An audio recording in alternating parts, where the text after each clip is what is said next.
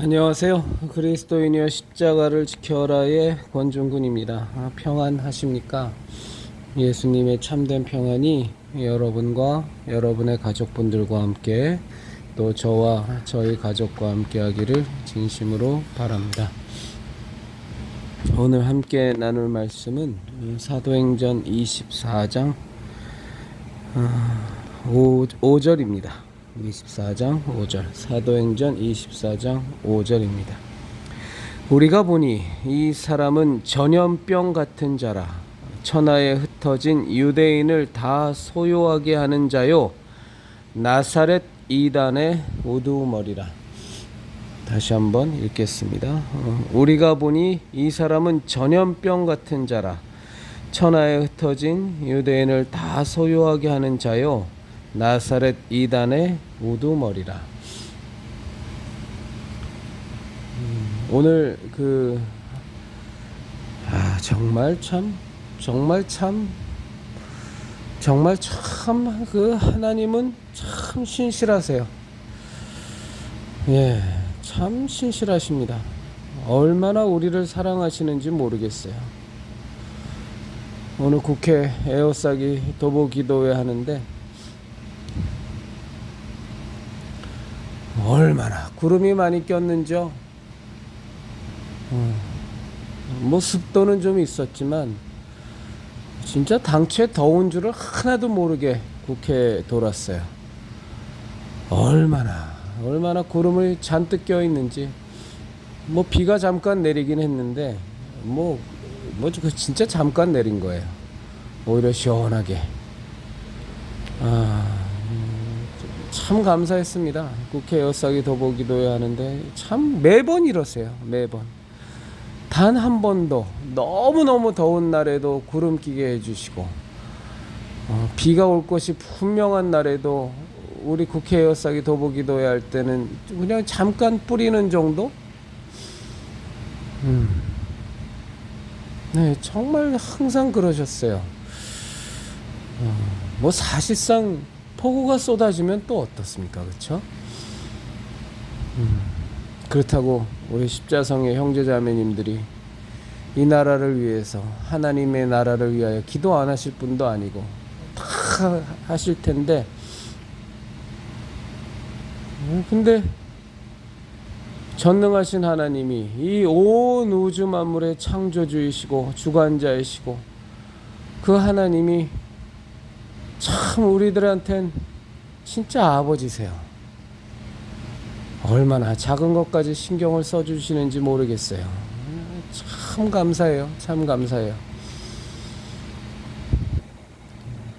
오늘도 또 전혀 모르시는 분이 이 유튜브 방송을 접하신 건지 또 오셨어요. 오셔서 함께 국회 돌기 하시고 함께 기도하고 함께 저 더불당의 무너짐과 정의당의 무너짐과 악법 제조 공장으로 바뀐 저 국회가 하나님께서 기뻐하시는 선한 입법부가 되게 해달라고 오늘도 기도하고 선포했습니다. 매번 무거웠었어요. 마음이 많이 무겁고 어찌하다가 정말 하나님이 세우신 이 나라 대한민국에 처음 재헌국회 1호 회의를 할 때 이윤영이라는 국회의원이자 목사였던 참 이윤영 목사 의원의 그 기도로 시작한 이 나라 국회가 어찌하다 저렇게 좌파 공산주의 세력에게 완전히 점령당하고 보수 우파네라고 하는 국힘당은 정신 하나도 못 차리는 그냥 썩어 문드러진 탄핵파들이 다 장악하고 있고 그냥 사리사욕과 그냥 부정부패로만 꽉 차 있는 이념 정체성이라고는 하나도 없는 정신 못 차린 애들로만 꽉 차 있는 이런 국회가 됐나 하는 생각에 참 마음이 무겁고 돌 때마다 그러면서도 차별금지법 폐기돼야 되니까 이 한도 끝도 없는 싸움을 계속해야 되나 하는 뭐 여러 가지 생각 속에서 참 무겁게 항상 돌았는데 그러면서도 감사했죠. 우리와 함께 하시는 하나님 은혜 때문에 그리고 이 거룩한 싸움에 우리를 불러주신 하나님 때문에 참 감사했죠. 근데 오늘은 오늘은 좀 달랐어요. 오늘은 뭐 저는 환상 이런 건 본 적이 없는 사람이니까 뭐 하나님이 주신 꿈이다라고 생각하는 건 여태까지 한 2번 정도 꾼 게 다니까 그냥 제 머릿속에 있던 생각인데, 오늘은 좀 너무나 이렇게 기쁘고 감사한 생각이 많이 들었어요. 저 거대한 괴물 같은 너무나도 큰, 어떻게 보면 이방신의 신전 같은 모습으로 생겨진 저 국회, 막상 돌아보면 그 가까이서 보면 너무너무 크거든요. 저 국회에 지금은 저 사악한 무리들이 다 장악하고 악법을 제조하고 있는 공장이 되어버렸지만, 정말 우리들 그리스도인들이 기도하고 또 실제로 외치고 또 각자의 진지 속에 정치판을 물론이고 각자의 진지 속에 정말로 뛰어들어서 죽으면 죽으리라의 각오로, 아니 더 정확히 말하면 죽기 위해서 하나님의 나라를 위하여, 이 나라 대한민국을 위하여, 이 나라의 정말로 다음 세대들을 위하여 죽기로 각오하고 죽으러 들어가는 그 일을 우리가 계속 해나가면 저 국회가 정말로 온전한 그리스도인으로 저 의원들이 꽉 차고 바뀔 거라는 그런 마음이 오늘 아주 제 마음에 많이 들어서 참 감사했습니다. 참 감사했어요. 그래 국회 오싹이 도보기도회 끝나고 이제 식사하고, 또 식사도 또 어떤 한 분이 요즘 우리 인사동 찬양 전도 집회 때 항상 오시는 분인데, 또 이제 그분이 섬기시겠다고 해서, 그래서 또 저희는 뭐 섬김신다 그러면 뭐 그냥 엄청 섬김을 받아버리니까 또 식사 잘 하고. 근데 오늘 우리 십자성에 정은주 권사님이 오셨어요. 전 정은주 권사님 안 오실 것 같았어요. 오늘은 안 오시겠지. 왜냐하면 지난번에 정은주 권사님이 그 아주 귀한, 아주 그 고급 우산을 저희들의 관리 서울로 잃어버리셨거든요. 그 인사동 찬양 집회 할 때 잃어버리시고, 또 사실은 그 승용차가 될 수 없는 곳인데 정은주 권사님이 그 대실 생각이 없었는데 어찌 상황에 몰리면서 그냥 거기다 주차를 했죠. 불법 주차가 된 겁니다. 근데 그게 또 떡하니 과태료 통지서까지 날라왔거든요. 얼마나 속상하셨겠어요. 사실상 짜증나고, 우리가 이제 신앙생활할 때 뭐 아주 커다란 어려운 일을 당하면 오히려 더 저희들은 또 담대해지죠. 진짜 예수님 일 하다가 큰 고난 겪고 힘든 일 겪으면 오히려 더 신앙의 투지가 불타오르고 이제 뭐 막 그렇게 되지 않습니까? 근데 정말 힘든 게 짜증나는 짜잘한 일들이 계속 생기면 그것처럼 아주 그냥 우리의 혈기를 자극하는 게 없고 우리의 마음을 아주 그냥 폭폭하게 만드는 게 없는데, 우리 정우주 권사님 참 그런 상황이었을 텐데 오늘도 도보기도회 할 때도 오셔서 얼마나 은혜가 되든지. 그래서 농담 삼아 말씀드렸죠. 아이고 오늘은 안 오시리라고 생각했는데 어떻게 오셨냐고. 눈 하나 깜짝 안 하세요? 얼마나 하나님 안에서 기뻐하시는지. 참 우리 그리스도인이여 십자가를 지켜라 형제 자매님들. 이거 뭐 신앙이 아주 그냥 제가 부끄러워서, 진짜 부끄러워요. 저 괜히 너스레 떠는 게 아니라 그분들 앞에 있으면 진짜 고개를 못 들죠. 뭐 하나님 앞에서 말도 안 되는 얘기고, 뭐 항상 쥐구멍인데 그랬습니다. 참 감사했고, 또 오늘 인사동에서 이제 찬양 전도 집회하는데 우리 그리스도인의 십자가를 지켜라 형제 자매님들이 후원해 주신 그 후원금으로 이제 저희 필요를 위해서도 분명히 썼습니다. 말씀드린 것처럼 썼지만 또 그 모아주신 후원금으로 아유 멋진 키보드를 샀어요. 88건반짜리. 지난주에는 그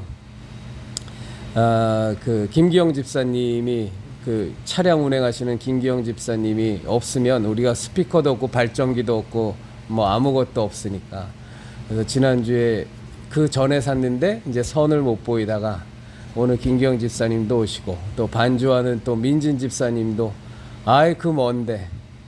우리 정말 우리 십자성 성도님들 우리 민진 집사님 위해서 기도 많이 해주십시오. 제가 합심 기도에도 올려놨는데 이분이 폐가 별로 안 좋으세요. 예전에 폐 질환을 앓으셔서 폐가 안 좋으면 사람이 삐삐 마르고 몸이 마르고 그리고 체력이 떨어집니다. 그건 어쩔 수 없습니다. 소모성 병이 걸리기 때문에. 그래서 저는 아주 심각한 폐 질환을 대학교 2학년 때 알았거든요.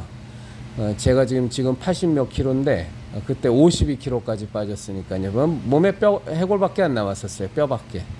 제가 폐결핵 말기까지 가서 지금도 엑스레이 찍으면 그때 그 화석화된 폐가 엑스레이에 나옵니다. 그래서 그 폐질환이 얼마나 힘든지 알죠. 저는 뭐 늑막염도 말기까지 갔었기 때문에. 민진 집사님 참 체력이 약하신데 요즘 정말 제가 반농담 삼아 민진 집사님 로버트 태권브이처럼 아주 튼튼하게 해달라고 계속 기도드리고 있고, 또 우리 민지 집사님이 그 이명증하고 이석증 때문에 조금 힘들어하세요. 이렇게 자꾸 어지러워서. 그래서 우리 형제자매님들 기도해 주십시오. 합심기도란에 있습니다. 그래서 꼭 기도해 주셔서 정말 우리 하나님께서 우리에게 주신 육체의 가시, 사다 바울에게 주셨던 교만하지 않게 하기 위해, 자고하지 않기 위하여 하나님께 주신 그 육체의 가시, 사단의 가시가 아니라면 우리 하나님 당신 영광을 위해서 다 고쳐주실 수 있습니다. 그래서 정말 우리 민진 집사님 또 오늘 오셔서 크게 멋지게 반주해 주시니까 인사동이 난리가 났어요. 인사동이 난리가 나서 아주 그냥 전도하는데 초장서부터 아주 불온한, 우리 그 동영상 보시면 나오는데 그냥 온몸에 문신을 한 그 예수 믿는 사람들을 조롱하기 위해서 와갖고 뭐 우리를 신용을 내고 흉내를 내고 조롱을 하고 그러면서 얼마나 오랫동안 개기는지 몰라요. 막 메시지를 전하는데도 계속 따라하고 조롱하고 이제 그런 일이 있지를 않나. 오늘 또 경찰관이 아주 3번이나 왔습니다. 주변에서 15군데에서 민원이 들어왔습니다. 시끄럽다. 조용히 좀 하게 해달라. 소리를 낮춰달라. 이제 거기가 집회 신고는 안 받는 장소인데 그렇다고 종교 행사는 집회 신고가 없어도 할 수 있거든요. 다만 이제 민원이 들어오면 소리를 낮추거나 해서 민원을 해결해야 되는 게 또 경찰의 몫이니까 3번이나 왔어요. 그러면서 또 이제 거의 집회 다 끝날 때는 또 한번 연세 드신 분이 오셔서 뭐 욕을 하시고 예수 믿는 것들이 제대로 살아야지 뭐 하면서 욕을 하세요. 근데 또 우리 한 성도님이, 이부자 성도님이라고 계신데 또 시켈 싸우셨어요. 그래서 그 시켈 따라다가 드렸더니 또 안 드세요. 그래서 이게 좋은 거예요. 이게 예수님의 이름이 선포가 되면 첫째는 물론 그 물리적으로 시끄럽죠. 그러니까 그 분명히 그 소음 때문에라도 민원은 들어옵니다. 근데 이제 저희들이 한 소음이라는 것은 저도 뭐 집회를 많이 다녀봤지만 사실상 그렇게 인내하기 괴로울 정도의 소음은 아니거든요. 분명히. 분명히 아닙니다. 그건 알죠. 저도 집회를 많이 했었으니까. 근데 이제 전도 집회에다가 찬양 집회에다가 이제 복음을 전하는 메시지들이 막 나가니까 시끄럽기도 하고, 그러니까 물리적으로 그리고 이제 막 듣기 싫죠. 그러니까 이제 사단이 막 방해하는 겁니다. 그분들이 잘못됐다는 얘기를 드리는 게 아니라 이건 뭐 영적 전쟁에서는 피할 수 없는 거니까. 오히려 이런 일이 안 생기면 그게 문제가 많은 겁니다. 이게 소위 말해서 사탄의 세력이 관심조차 없는 겁니다. 저거 아주 뭐 별로 쓰잘데기 없는 거야. 저걸 통해선 하나님이 찬양 받으실 리가 없어. 저걸 통해선 하나님의 이름이 영광 받으실 일이 없어. 저런 메시지를 통해서는 영혼이 내가 내 수하에 두고 지옥까지 끌고 갈 영혼을 뺏길 염려가 없어. 그러면 이제 사탄은 아예 터치 자체를 안 하죠. 근데 이제 사탄이 위기의식을 느끼면 이거 이상한데 뭐가 판이 이상하게 돌아간다. 저놈들을 통해서 하나님이 영광 받으시는 것 같고 하나님의 이름이 높임 받는 것 같다. 지나가는 사람들이 자꾸 쳐다본다. 관심을 갖는다. 오늘 굉장히 여러 사람이 서서 쳐다보시는 분이 많았거든요. 그리고 제가 메시지 전할 때는 또 우리 십자성 성도님들이 가서 막 전도지 나눠드리고 막 그랬거든요. 이제 그런 일들이 이제 막 벌어지면 이제 사탄이 이제 소위 말해서 움직이는 겁니다. 민원을 통해서. 분명히 뭐 저희는 집회를 알기 때문에 오늘 한 게 그게 그 민원이 발생할 만큼의 소음은 결코 아니었는데, 뭐 어쨌거나 시끄럽게 해드린 건 죄송한 거죠. 그건 뭐 그냥 죄송한 겁니다. 이 핑계 저 핑계 될 거 없고.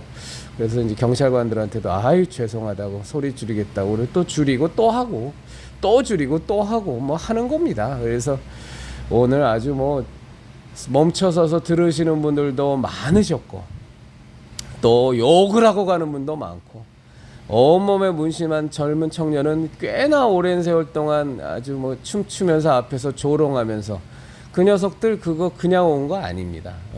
제가 감히 단언컨대 지난주에나 지지난주에 저희가 하는 거 보고 일부러 방해하러 온 겁니다. 이게 한 서너 명이 와갖고 한 놈은 그렇게 대놓고 하고 계속 희죽 거리면서 조롱하더라고요. 그리고 나머지 애들은 옆에서 이렇게 동영상 찍고 그러는 겁니다. 그래서 근데 이제 그런 거 할 때 절대 싸우면 안 됩니다. 무슨 일을 당해도 전도하는 사람은 전도를 하나님의 도를 증거하고 예수 그리스도의 십자가 대속의 은혜를 증거하는 사람은 그냥 계속 핍박받고 계속 욕먹고 죄송하다 그러고 그리고 또 하고 그러는 겁니다. 절대로 제가 20대 때 제가 참 그런 몇 건의 사건을 겪으면서 1:1 전도를 제가 좀 기피하게 됐는데, 아유 막 그냥 전도하다가 그냥 막 말도 안 되게 막 덤벼들고 막 그러면 막 싸우고 막 그랬어요. 저처럼 하면 안 됩니다. 전도하는 사람은 핍박받고 욕먹고 그러면서도 전하고 하는 겁니다. 그래서 오늘 아주 찬양 전도 집회가 아주 다이나믹했습니다.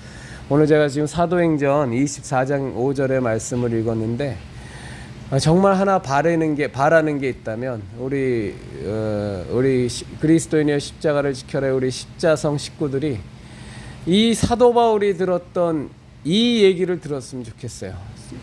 저거는 나사렛 이단의 괴수야.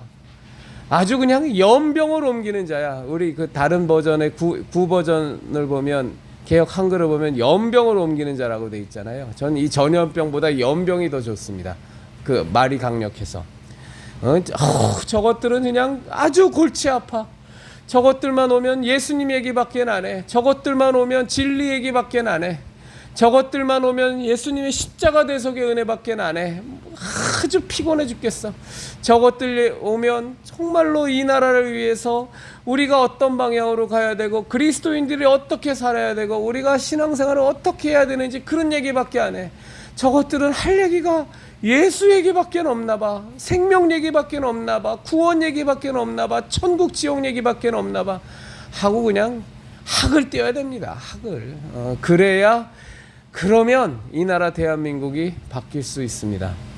오늘 아주 민진 지사님 키보드 연주하시면서 우리 또 함께 찬양하니까 얼마나 좋았는지 모르고 또 우리 막 찬양하니까 그 오늘 그 일기예보상으로는 밤늦게까지 계속 비 온다고 돼 있었어요. 강수 확률이 80%가 계속 넘었는데 처음에만 좀 비 와서 저희가 캐노피 피고 거기서 키보드 쳤고 조금 지나니까 그 얼마나 화창한 날씨가 되든지요. 그래서 아주 막 기쁘게 또 찬양하고 전도하고 또 우리 하늘을 우러러 그냥 하나님 향해서 하나님 사랑합니다. 하나님 저희들을 통하여 영광 받아 주셔서 선포하고 기도할 수 있어서 얼마나 좋았는지 모릅니다. 참 감사합니다. 참 감사하고 참 하나님은 우리가 진짜로 전도하고 우리가 진짜로 찬양하면 그렇게 좋으신가 봐요. 네. 이게 형식적인 찬양, 자기 만족을 위한 찬양, 의례적인 찬양이 아니라 저희들 매일 찬양 전도 집회할 때마다 기도하는 게 절대로 의례적이 되게 하지 말게 해달라고, 절대로 형식적이 되지 않게 해달라고, 정말로 우리가 즐기기만 하는 찬양 되지 않게 해달라고. 하나님이 기뻐 받으시고 하나님이 높임 받으시고 하나님의 영광이 드러나는 찬양 되게 해주시고, 정말로 하나님이 그 아들 예수 그리스도를 십자가에 못 박아 죽이시면서까지 구원하시고자 하셨던 하나님의 피조물, 하나님의 창조를 통해서 만들어진 너무나도 심히 보기 좋았던 그 우리 인간들을 절대적으로 마귀의 수하에서 정말로 구출해내서 하나님의 자녀로 거듭나게 하는 역사가 단 한 명이라도 있게 하게 해달라고 정말로 저희들 그렇게 기도하고 하는데, 하나님 정말 저희들 기도를 다 그렇게 들어주세요. 얼마나 감사하고 귀한지 모르겠습니다. 제가 오늘 하나 좀 말씀드릴 건, 저희 찬양 전도 집회는 인사동에 국한되지 않습니다. 그래서 우리 그리스도인의 십자가를 지켜라의 형제 자매님들께서 우리 동네에 와서 좀 해줬으면 좋겠다, 우리 동네 어디에서 정말 이 찬양 전도 집회를 했으면 좋겠다 하는 그런 곳이 있다면 그냥 막 신청하지 마시고 기도하시면서, 정말 여기서 우리가 예수 그리스도의 구원자 되심을, 예수만이 진리이심을, 예수만이 생명이심을 정말로 여기 이곳에서도 외쳐졌으면 좋겠다 하시는 우리 형제 자매님들이 있으시면 저한테 연락 주세요. 그러면 우리가 기도하고 결정해서 우리 가겠습니다. 절대 인사동 한 군데 국한되고 싶은 마음도 없고, 하나님께서 가라 하시는 곳으로 가서 예수님 복음 전하고, 예수의 구원자 되심 전하고, 예수님의 하나님 아들 되심을 전하고, 예수 그리스도의 십자가 대속의 은혜로만 구원받을 수 있음을 온전히 전하고, 정말로 하나님 없이는 삶의 의미를 알 방법이 없고, 삶의 목적을 알 방법도 없고, 왜 사는지도 알 수가 없고, 그러나 주 예수 그리스도를 만나면 그 모든 것에서 진정으로 해방될 수 있음을 우리가 정말 하길 원하고 할 겁니다. 그러니까 우리 형제자매님들 원하시면 저한테 알려주시면 저희가 흔쾌히 가서 하나님께 찬양드리고, 그리고 예수님의 생명을 전하는 그런 역할을 하겠습니다. 이게 세상에서는 이 토사구팽이라는 말이 있습니다. 토사구팽.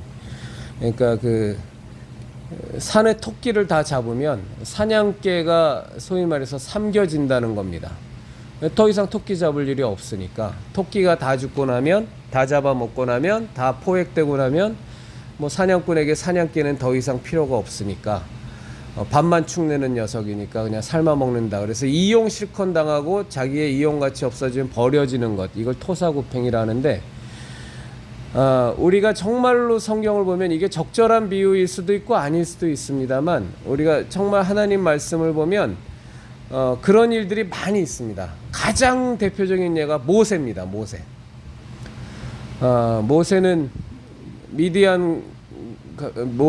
그 장인 이드로와 함께, 아내 십보라와 함께 정말 그 미디안 강야인가요? 거기서 40년 동안 목동의 세월을 보냈죠. 그런 모세를 하나님께서 어느 날 부르십니다.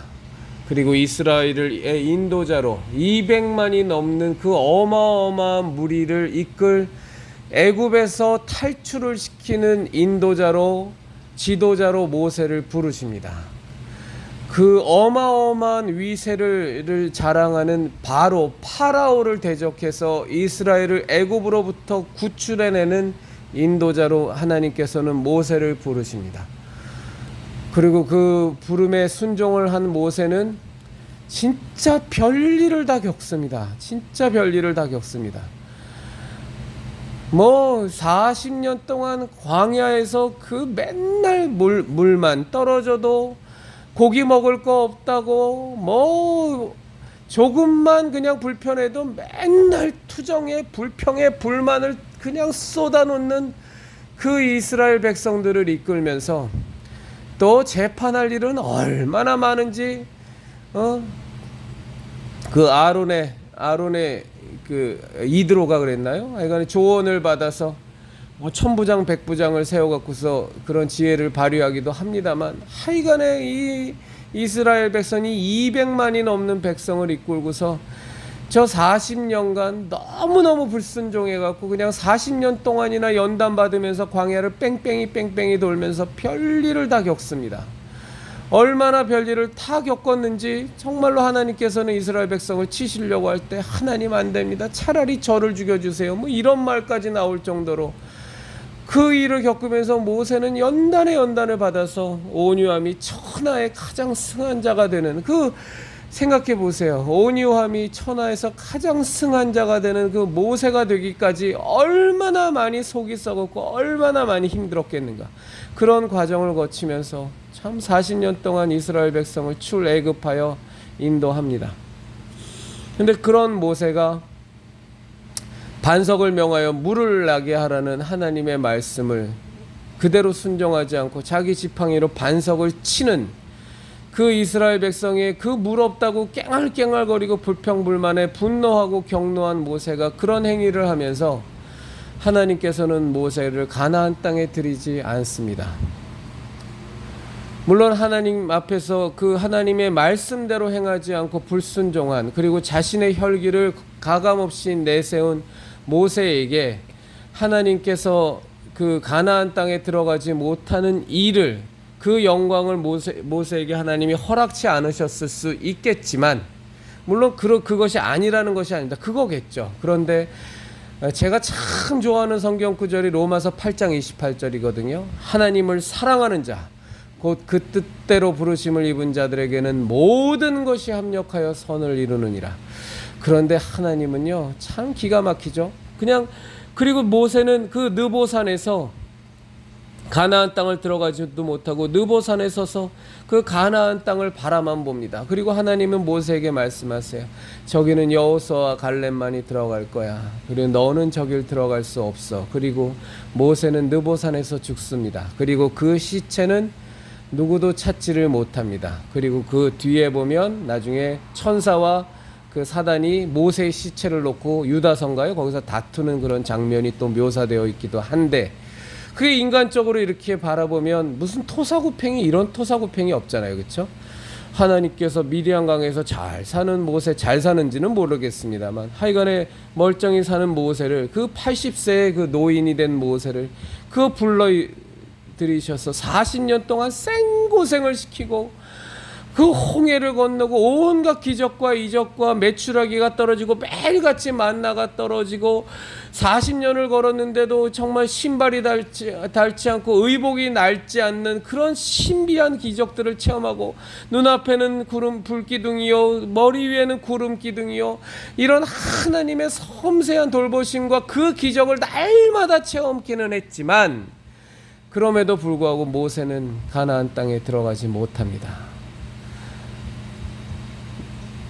드러나는 모세의 잘못은 반석을 지팡이로 쳤기 때문인 거죠. 하나님의 말씀에 불순종한 혈기를 내세요. 그러나 합력하여 선을 이루는 하나님께서는, 저는 그것마저도, 그 상황마저도 너무나 멋지게 최선의 길로 인도하신다는 것을 우리는 볼 수 있습니다. 사실은 가나안 땅을 모세는 안 들어가야 되죠. 이건 물론 제 생각입니다.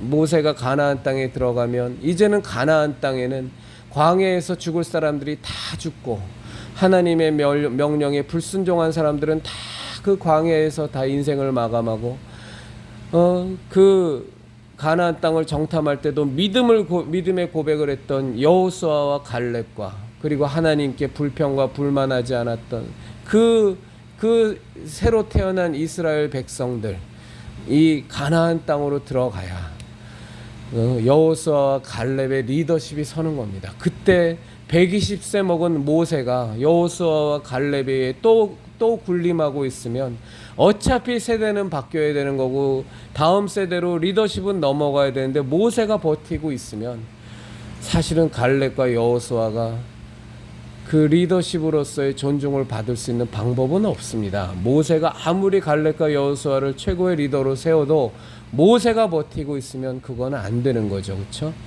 그래서 하나님께서는 모세의 그 불순종의 잘못을 또 합력하여 최선의 길로 바꾸셔서 모세는 느보산에서 가나안 땅을 바라만 보게 하시고 멈추게 하십니다. 거기서 모세야 너는 여기까지. 그게 하나님께서 모세가 미우셨겠어요? 하나님께서 모세에게 내린 징계시겠어요? 전 그렇게 생각 안 합니다. 정말로 하나님 모세야 네가 할 일은 다 한 거야. 이제 여기까지. 너는 이제 느보산에서 나하고 남은 인생 살다가 내 품으로 가자 하시고 가나안 땅에서의 또 어마어마한 전쟁과 전투와 저 이방 민족과의 거룩한 전쟁의 그 싸움은 여호수아와 갈렙에게 넘기시는 거죠.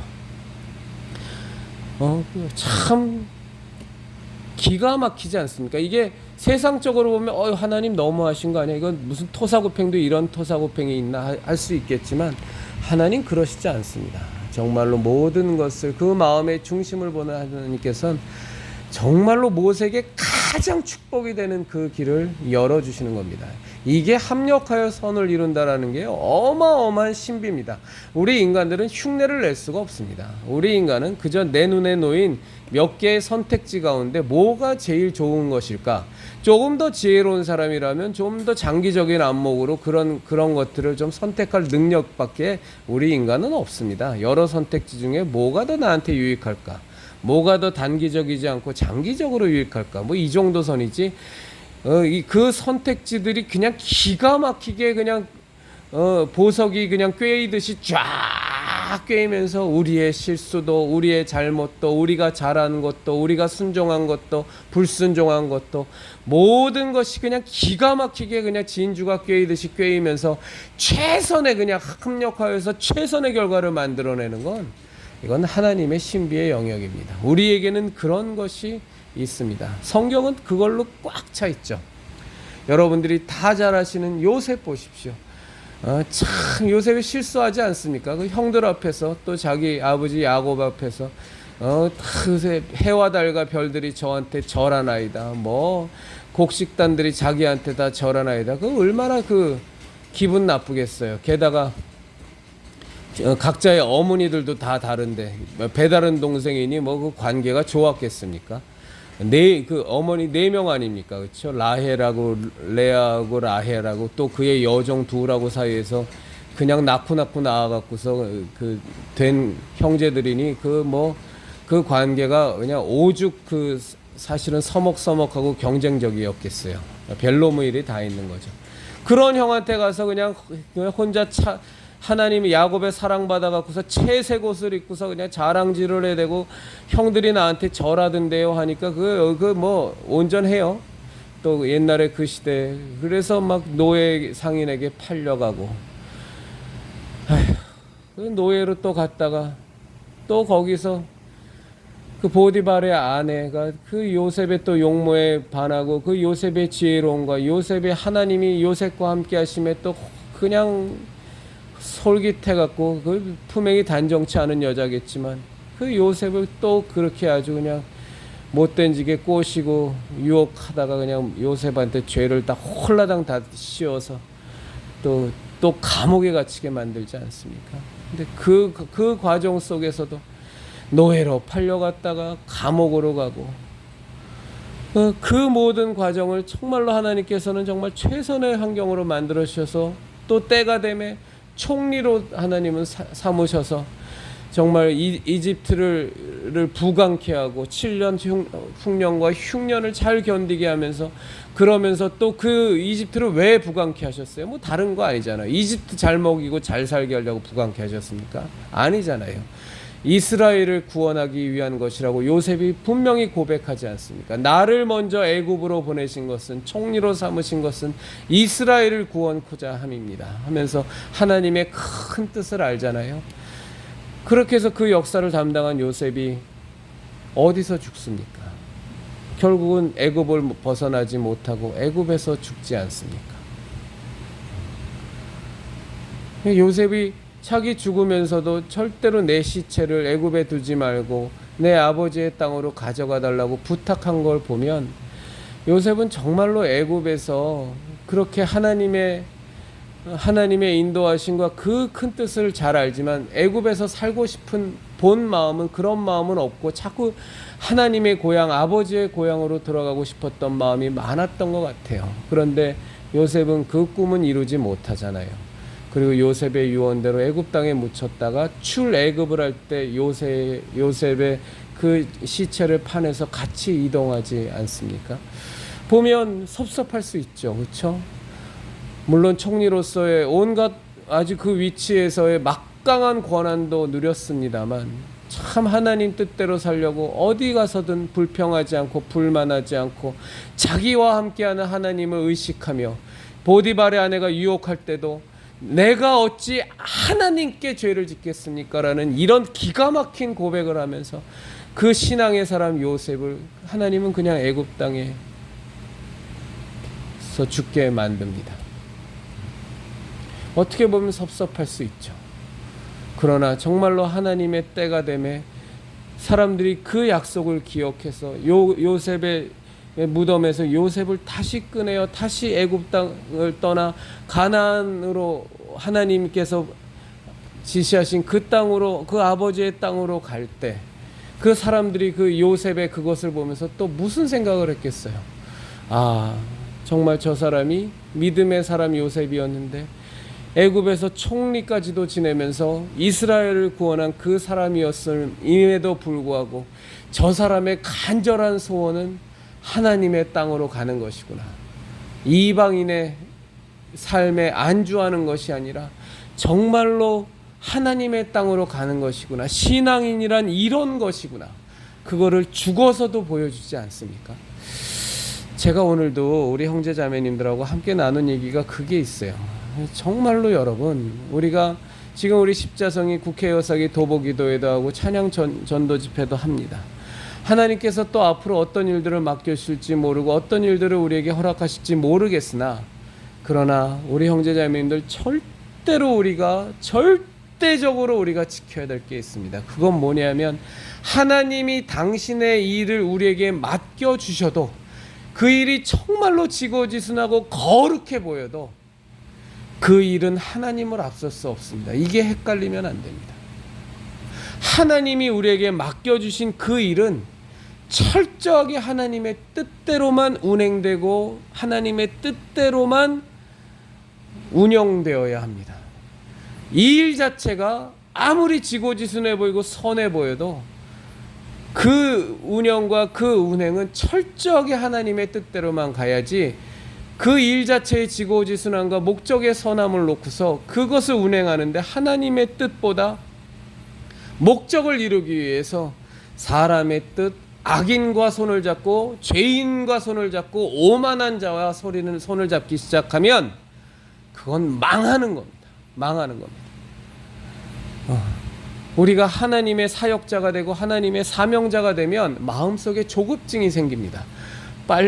하루빨리 많은 사람들이 모여서 무언가 규모가 있어 보이고 무언가 정말 괜찮아 보이고 겉보기에도 되게 아주 그냥 뭐 어마어마한 성공을 이룬 것 같이 그렇게 보여지고 싶은 마음이 굉장히 많이 들죠.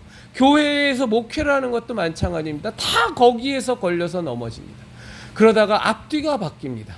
그 사역이 목적이 되고 그 사역을 이끌어 가시는 하나님의 뜻이 뒷전으로 돼서 그게 너무너무 어려운 거예요. 왜냐하면 하나님이 허락하신 사역을 하는 거기 때문에 하나님이 허락하신 부여하신 사명을 하는 거기 때문에 그 사명과 사역은 절대적인 하나님의 뜻이라고 생각하지만 절대로 그렇지 않습니다. 하나님이 부여하신 사명과 사역도 매 순간마다 하나님의 뜻을 여쭙고 서라 하면 서고 가라 하면 가고 하라 하면 하고 심지어 그만두라 하면 그만두고 접으라 그러면 접는 겁니다. 이 부분이 명확하지 않으면 다들 그 사역과 사명의 그 목적의 지고지순함 때문에 중간에서 효율적인 거 좀 더 빨리 좀 더 규모 있게 좀 더 멋지게 찾으면서 악인의 꾀를 쫓고 죄인의 길에 서고 오만한 자와 손잡고 그러면서 다 망가지는 겁니다. 여러분들 이제 지켜보십시오. 마이클 조가 전광훈과 손잡았습니다. 지켜보십시오. 마이클 조의 사역은 이제 끝난 겁니다. 마이클 조가 정말로 회개하고 하나님 앞에 무릎 꿇고 내가 하나님의 뜻보다는, 정말로 하나님의 뜻보다는 내 사역이 하나님의 뜻을 대체했습니다. 이 사역이만 성공하면 무조건 하나님께서 원하시는 그것이라고 제가 착각했습니다. 제가 이 사명과 이 사역이 하나님의 뜻에 전적으로 합치되는 이것만 완수하면 무조건 하나님이 기뻐하신다고 오만 떨었습니다. 잘못 판단했습니다 하고 회개하지 않으면요, 마이클 조의 사역은 분명히 다 무너질 겁니다. 아무리 그게 보기가 좋아도 전광훈 같은 집단과 손잡고 가는 거 아닙니다. 절대로 안 되는 겁니다. 그렇게 가는 순간 이미 격길로 새는 겁니다. 교회가, 목사가 처음에 거적대기를 깔고 정말로 하나님께 고개 조아리고 기도밖에 할 줄 몰라고 주여 이 부족한 인생, 이 죄밖에 없는 인생, 이 아무 공로 없는 인생 사용하셔서 하나님의 저 귀한 영혼을 구원하게 하십시오 하고 눈물로 기도하다가, 그래서 하나님께서 교회를 세우는 걸 허락하시고 교인들을 보내주고 교인들을 붙여주고 교인 수가 늘고, 그러다 보니까 예배당도 좀 더 크게, 그러다 보니까 더 크게 짓다가 어느 순간에부터인가 바뀌어버리는 겁니다. 큰 교회당, 많은 교인들을 구원하면, 큰 교회당을 지어서 많은 교인들을 더 구원할 수 있으면 무조건 이것은 하나님의 뜻이 아니겠는가? 절대 아닙니다. 하나님이 이 지구상에 있는 모든 영혼들을 구원하시려고 하나님께서 정말로 우리를 통하지 않고 하나님의 뜻대로 구원하시고자 한다면 하나님의 손이 힘이 없고 하나님의 팔이 짧아서 구원을 못 하시겠어요? 아닙니다. 하나님은 전도에 미련한 것을 사용하셔서 구원하시는 건 우리에게 은혜를 주시고자 하는 겁니다. 우리에게 정말로 하나님의 동역자가 되기를 원하시는 겁니다. 그래서 우리에게 전도의 사명을 맡겨주신 거예요. 큰 예배당이요, 많은 교인이요, 그런 것만 외형적으로 이루면 하나님께서 무조건 박수치고 기뻐하실 것 같습니까? 착각하지 마십시오. 절대 그렇지 않습니다. 하나님은 마음 먹으시면 단 하루만 해도 그 모든 것을 이루실 수 있는 분이십니다. 그런데 참 이런 실수를 너무너무 많이 범해요. 특히 세상적으로 보기에, 사람의 눈으로 보기에 큰 사역한다는 사람들이 그 규모에 짓눌리고, 실제로 그것을 행했을 때 옆에서 그냥 주변에서 치는 박수 소리에 그냥 다 녹아나고, 그냥 그것 때문에 혼이 빠지고, 우리 목사님 최고다, 정말로 당신 큰 사명자다, 큰 사역자다. 옛날에 우리 형제자매들 많이 들어보셨죠? 큰 사자 목사님, 큰 사자 목사는 뭐, 여기서 그 얘기는 더 얘기하지는 않겠습니다. 우리들 그리스도인은 하나님이 주신 사명을, 우리는 그 사명의 십자가를 지고 예수님을 쫓아 가야죠. 그거는 분명합니다. 그러나 그 사명과 사역은 항상 하나님의 뜻 안에서 진행되어지고 하나님의 뜻 안에서 결정되어져야 합니다. 그 중에 가장 커다란 요소가 뭐냐? 죄인들과 결탁하지 않고, 악인들과 결탁하지 않고, 오만한 자와 손잡지 않고, 오로지 하나님께서 기뻐하시는 자녀들과 함께 하나님의 뜻을 좇아 가라면 가고, 서라면 서고, 여기까지라 하면 스톱, 그만하라 그러면 그만하고, 무조건 요단강을 건너라 하면 건너고, 홍해를 건너라 하면 건너고, 아무것도 하지 말고 그 자리에서 1년이고 2년이고 10년이고 20년이고 그 자리에 그냥 있어. 그러면 있는 겁니다. 그래야만 우리가 타락하지 않고 하나님 뜻대로, 하나님께서 계획하신 바대로, 성령님의 사람은 바람이 임의로 불며 어디로 왔다 어디로 간지 모르는데 이런 것처럼 우리가 성령께서 인도하시는 바대로 우리는 가는 겁니다. 그래서 이 성령의 사람이 돼야, 왜 사도 바울이 하나님께서는 로마에서 그냥 순교를 당하게 하셨는지, 더 살아서 더 전도하면 좋잖아요. 우리들 생각으로. 안 그렇습니다. 하나님은 때가 되면 사도 바울 스톱, 여기까지야. 수고 많았다. 이젠 내 품에 와서 쉬어라. 베드로야, 도마야, 야고보야, 여기까지야. 그만 이제 내게로 와서 쉬어라 하고 그 다음 세대에 또 맡기는, 이 하나님의 모든 것을 합력하여 이루시는 그 선함을 우리가 정말로 신뢰하고 믿어야 됩니다. 고병찬 목사, 다니엘 선교사, 마이클 조씨 회개하지 않으면 두고 보십시오. 악인의 꾀를 쫓고 죄인의 길에 서고 오만한 자와 손을 잡으면 지금 당장은 성공하는 것 같고 가시적으로 드러나는 것 같지만 그 모든 것들이 한국 교회가 정말로 하나님 안에서 처음 시작은 성령으로 시작하였지만 악인의 꾀를 쫓고 죄인의 길에 서고 오만한 자의 자리에 앉고 효율성을 쫓고 효과성을 쫓고 오로지 내게 주어진 이 사역만 목적만 달성하면 목적이 선하니 과정이 어찌됐든 하나님이 다 기뻐하시라는 말도 안 되는 비진리성을 갖고서 타협하면서 가다가 지금 이 모양 이 꼴에 대한민국의 한국 개신교가 이 꼬라지가 난 겁니다. 그래서 종교다운지 다 받아들였고 종교 이 혼탁하고 이 엉망진창 예수님만 믿으면 예수님만으로만 구원받을 수 있다 그러면 기독교계가 너무 편협해 보이잖아. 우리 그 만자는 빼자.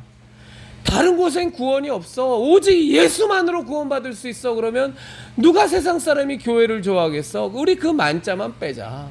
예수 믿고 구원받으세요. 예수님이 진리십니다.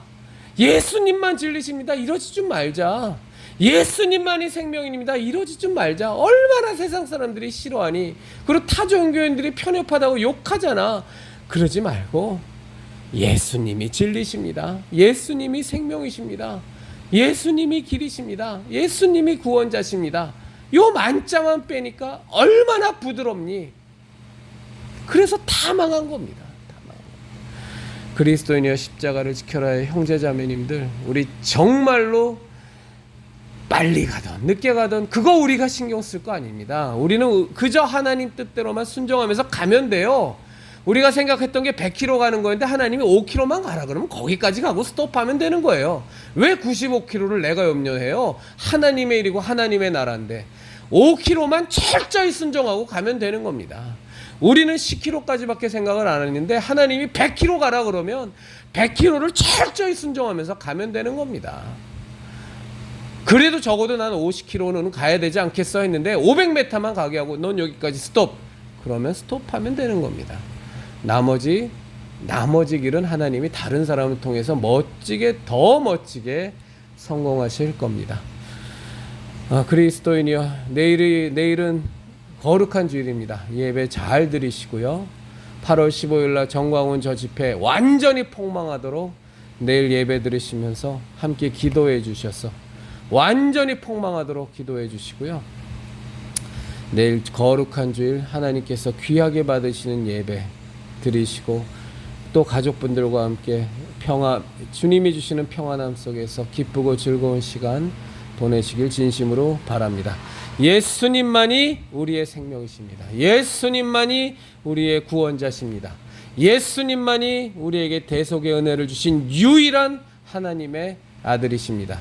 그리스도인이여 십자가를 지켜라의 형제자매님들, 우리 예수님만 의지하고 하나님의 뜻만 순종하며 이 마지막 세대를 멋지게 승리하는 우리들이 되기를 진심으로 바랍니다.